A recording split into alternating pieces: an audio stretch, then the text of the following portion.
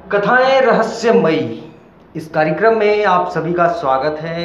आज इस कार्यक्रम में हम आपको दिखाएंगे यूपी के आजमगढ़ जिले का एक ऐसा मंदिर जहां किसी मामले का निस्तारण यदि कोर्ट नहीं कर पाता था तो उस मंदिर के संत उस मामले का निस्तारण चुटकियों में कर देते थे।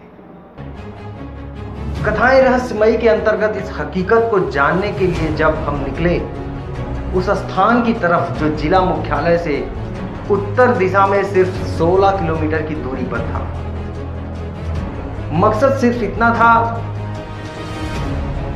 इतना जानना था कि आखिर ऐसा क्या है इस मंदिर में जो फैसला कोर्ट कचहरी नहीं कर पाता था, वो ये मंदिर करता था।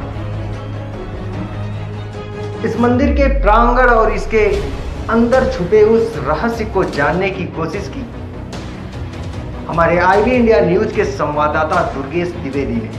मंदिर में सुंदरपुर मंदिर में पहुंच चुके हैं, जो आजमगढ़ मुख्यालय से लगभग 20 किलोमीटर दूरी बिलरियागंज से चांद पट्टी वाले रोड पे स्थित है। आज हम विस्तार से बताएंगे कि सुंदरपुर का यह नरोत्तम बाबा का मंदिर इतना प्रसिद्ध क्यों है। आज आजमगढ़ जनपद में हम आपको एक ऐसी जगह पे, ऐसी दिव्य अलौकिक और चमत्कारिक जगह पे ले चलेंगे जहाँ न्याय की एक अलग ही व्यवस्था बनी हुई है।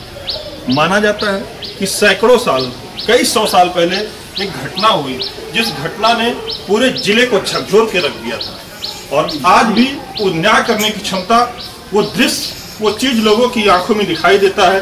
लोग रोज नए नए परिदृश्य यहाँ देख। आजमगढ़ जनपद के इस दिव्य स्थान के बारे में आज आपको विस्तार से बताएंगे। कई सौ साल पहले की बात है कि यहाँ पे नरोत्तम दास जी के नाम के एक व्यक्ति रहा करते थे। क्षेत्र में उनकी न्याय करने की व्यवस्था, उनका न्याय जो है काफी प्रसिद्ध है। कहीं पे कोई मामला उलझता था तो लोग नरोत्तम दास जी के पास जाते थे और वो उचित न्याय करके मामले को खत्म करते थे। नरोत्तम दास जी की जो न्याय करने की शक्ति थी उनके अंदर, एक दिन उनके लिए प्राण घातक हो गई। उसी न्याय करने की शक्ति ने उनके प्राण ले लिए। हम आपको बताते चले कि यहाँ पे दो गांव बरनापुर और पणरी के बीच सीमा विवाद हो गया।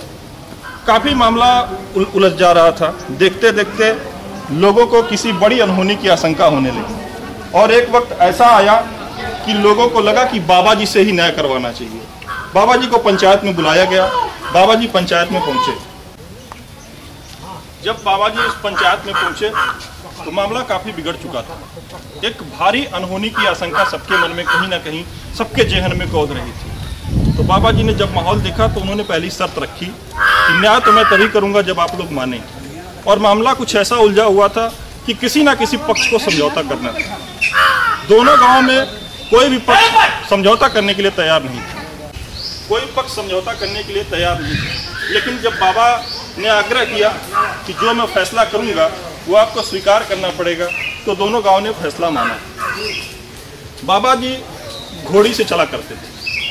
तो बाबा जी ने कहा ये मेरी घोड़ी छोड़ी जाएगी, और घोड़ी जिस रास्ते से दौड़ेगी वही रास्ता दोनों गांवों के बीच की सीमा मान लिया जाए।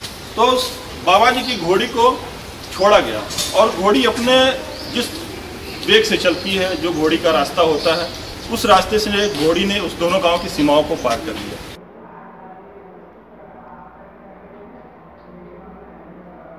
हम वहां के बारे में जानने के लिए जब उस स्थान पर पहुंचे जिस स्थान की हमें तलाश थी, जिसके बारे में हम जानना चाहते थे, वहां मालूम चला कि वह स्थान एक व्यक्ति का समाधि स्थल है,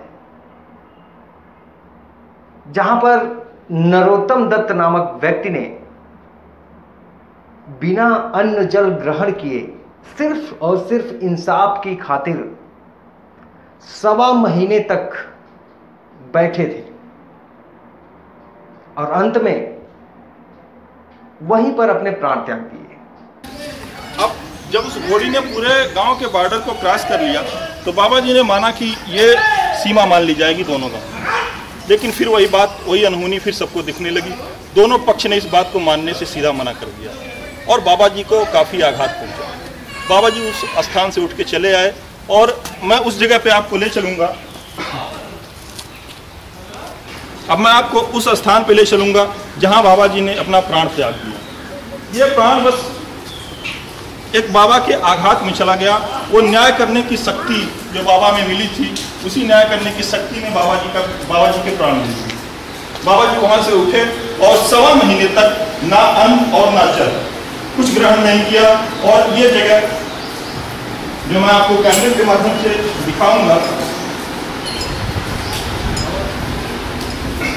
ये जो कैमरे के माध्यम से मैं आपको जगह दिखा रहा हूं, इस स्थान पे बाबा जी बैठ गए और 1.25 महीने बाद अपने प्राण त्याग। हम ये कैमरे के माध्यम से आपको दिखाएंगे, ये वही जगह है जहाँ पे बाबा जी 1.25 महीने अन्न जल त्याग करके बैठ गए और 1.25 महीने 45वें दिन अपने प्राण का परित्याग कर दिया। ये वो जगह है, ये वो पिंडी है जहाँ पे आज भी वो शक्ति, न्याय करने की शक्ति आज भी विद्यमान है। बाबा जी है नहीं इस दुनिया में, सैकड़ों वर्ष पहले चले गए, लेकिन उनकी शक्ति, उनकी आत्मा आज भी इस जगह विद्यमान है। यहाँ आने से पहले हमको पंडित जी से कई बार बात करनी पड़ी, क्योंकि इतनी भीड़ हो जाती है कि यहाँ पे कुछ बता पाना, कुछ सुन पाना मुश्किल हो जाता है। सोमवार के दिन तो यहाँ सैकड़ों लोग इकट्ठे होते हैं और ये जो पिंडी देख रहे हैं हजारों साथियों की, सबकी देख रहे हैं, हर सोमवार को सैकड़ों साथियों की और सबकी मनोकामनाओं की गवाह होती है। आज पूरा पूर्ण होता है, इसका मनोकामना पूर्ण करते हैं। आज हम इस मंदिर के पुजारी से बात करवाते हैं आपकी, क्या नाम है? पिल्लू बाबा, ब्रह्म बाबा के पुजारी, और इनका सबकी मनोकामना ब्रह्म बाबा पूरा करते हैं। आप कब से हैं यहाँ पे? यहाँ पर मैं 8 साल से हूँ। 8 साल से जी। बाबा जी के बारे में क्या एक मान्यता मानी जाती है कि बाबा जी न्याय करते हैं? न्याय करते हैं, जिसका जो सत्य का फैसला बाबा ने करते हैं और झूठ का फैसला। 8 सालों में ऐसा आपको क्या दिखा कि बाबा जी ने न्याय किया? मैं आँख से देखा कितने लोग आए यहाँ कसम खाए और सफल होकर नहीं गए। जी, जो हम आपको बात बताना चाहते थे, जो शक्ति बाबा जी में है, जो मैं आपको अभी शुरू करने के पहले बताया कि यहाँ पे न्याय करने की एक अद्भुत शक्ति है।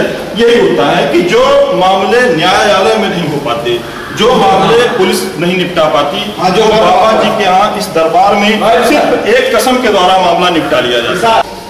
ये गद्दा है, लगा है चद्दर के साथ, तकिया लगी है, बाबा की कुर्सी है, ये बाबा की खराम है, ये बाबा जी के विश्राम की पूरी व्यवस्था है।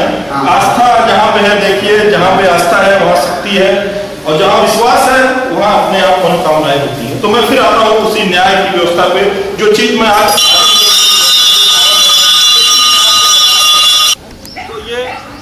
जो अभी न्याय की बात हो रही थी, आज भी माना जा रहा है कि बाबा जी में वो शक्ति आज भी विद्यमान है। जब भी कोई मामला यहाँ फंसता है दूर दराज के गांव में, यहाँ तक कि बता दें सिर्फ उत्तर प्रदेश की जनपद की ही बात नहीं करेंगे, बिहार से, मध्य प्रदेश से यहाँ लोग आते हैं और जो भी उनका मामला उलझा होता है, जो दोनों पक्ष के बीच आरोप प्रत्यारोप होते हैं, वो मंदिर के सामने किसी तालाब में नहा के और पीला वस्त्र धारण करके इस मंदिर में कसम खाई जाती है। माना जाता है कि जो पक्ष झूठ बोल रहा है, जो गलत आरोप लगा रहा है, वो बाबा के दरबार से कभी सही सलामत वापस नहीं जाता।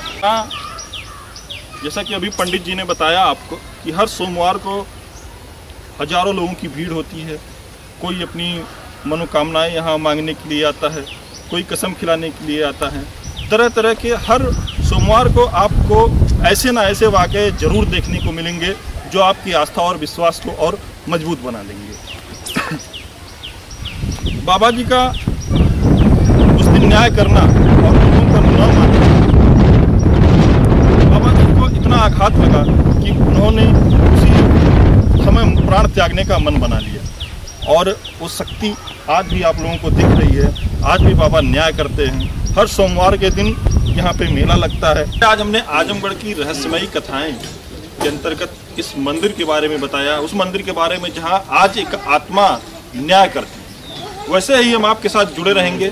आजमगढ़ की धरती पे जितने भी ऐसे स्थान होंगे हम बारी बारी से चलेंगे और आपको दिखाएंगे। कैमरा पर्सन मनोज सिंह के साथ Durgesh Dwivedi, IB India news, Azamgarh. इस कार्यक्रम में फिलहाल इतना ही। आगे फिर हम आपसे मिलेंगे एक नए रहस्य के साथ। तब तक के लिए चाहेंगे इजाज़त। नमस्कार।